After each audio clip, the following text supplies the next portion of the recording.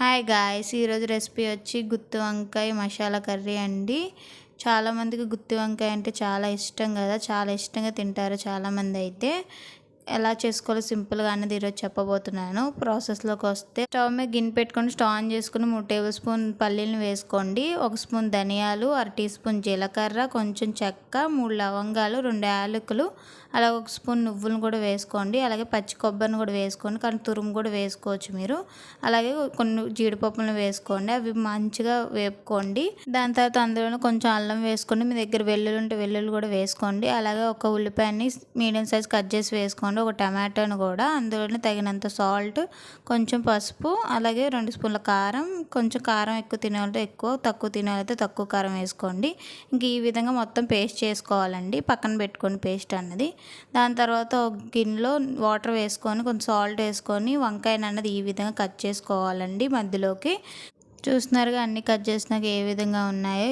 ఇందులోనే ఇంకా మనం ముందుగా చేసుకున్న పేస్ట్ అనేది ఉంటుంది కదండి, సో అదన్నది ఇంకా మొత్తం ఈ పేస్ట్ని వంకాయలోకి అన్నది ఈ విధంగా పట్టించాలండి. ఆ పేస్ట్ అంతా చూపించిన విధంగానే చేయండి సేమ్. ఇంకా అలా అన్ని వంకాయలకి ఈ విధంగానే పట్టించి పక్కన పెట్టుకోండి వంకాయలు అన్నది. ఇంక దాని తర్వాత స్టవ్ మీద గిన్నె పెట్టుకొని స్టవ్ ఆన్ చేసుకొని 3 టేబుల్ స్పూన్ వరకు ఆయిల్ వేసుకోండి. ఆయిల్ హీట్ అయినాక పచ్చిమిర్చి వేసుకోండి ఒక 2. దాని తర్వాత కొంచెం కరివేపాకు వేసుకోండి. మొత్తం వేసుకొని కలుపుకున్నాక ఇంకా వంకాయలు అన్నది వేసుకొని ఒక 2 మినిట్స్ అలా మగ్గించండి వంకాయలని. దాని తర్వాత ఇంకా మనం ముందుగా చేసుకున్న పేస్ట్ ఉంటుంది కదండి, సో ఇంకా ఆ పేస్ట్ అన్నది ఇందులో వేసేసుకోవాలి. ఎంత మిగిలితే అంత పేస్ట్ అంతా ఇంకా ఇందులో వేసేసుకొని మంచిగా కలుపుకొని ఒక 5 మినిట్స్ అలా మగ్గించండి.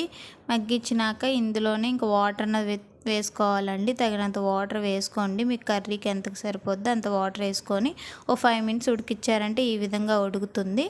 దాని తర్వాత కొంచెం గరం మసాలా అన్నది వేసుకోండి, మొత్తం కలుపుకొని అందులోనే ఇంకా కొంచెం కొత్తిమీర వేసి ఒక 2 మినిట్స్ మగ్గించండి.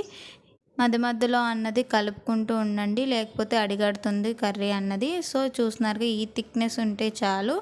ఇంకా మన గుత్తి వంకాయ మసాలా కర్రీ అనేది రెడీ అయిపోయింది. ఖచ్చితంగా ఈ విధంగా ట్రై చేయండి. డీటెయిలింగ్ కావాలనుకుంటే కింద ఫుల్ వీడియో లింక్ ఉంటుంది, క్లిక్ చేసి చూడండి. ప్లీజ్ సబ్స్క్రైబ్ చేసుకోవచ్చు కదా. Thank you for watching. Bye guys.